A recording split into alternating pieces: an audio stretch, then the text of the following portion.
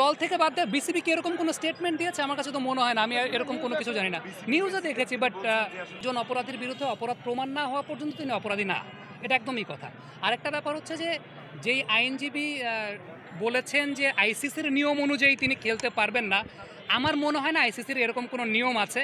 কারণ রুবেল হোসেনের এক্সাম্পলটা আপনার আমার সামনেই আছে, তিনি জেল খেটেছেন, জেল থেকে আফটার দ্যাট জামিনে মুক্ত হয়ে ওয়ার্ল্ড কাপের মতো আসর খেলেছেন। আবার নবজোৎ সিং সিধুর ক্ষেত্রে একটা ব্যাপার আছে।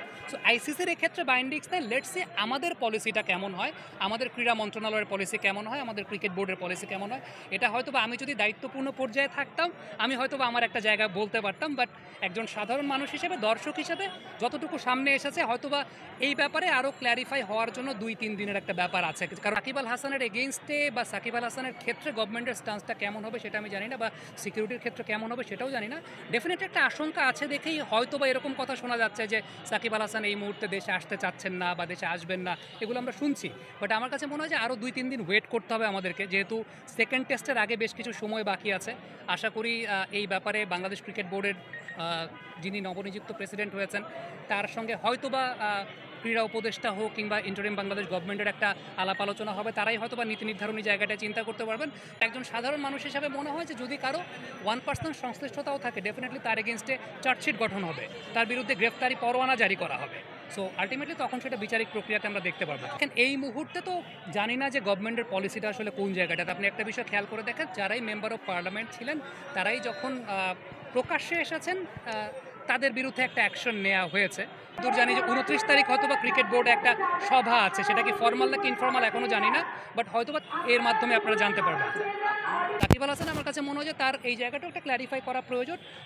যে মামলাটা দেওয়া হয়েছে সেটা ডেফিনেটলি আমাদের, কিন্তু যদি সংশ্লিষ্টতা না থাকে সেটাও আইনের মতো করে চলবে, যে আপনি তার এগেনস্টে হয়তো বা এই পার্টিকুলার জায়গাতে। সাকিব আল হাসানের মধ্যে তো আসলে কখনো, এর আগেও তো তিনি অনেক প্রেশারের মধ্যেই ছিলেন, অনেক উল্টা দেখা গেছে প্রেশারের মধ্যে তিনি পারফর্ম ভালো করেছেন।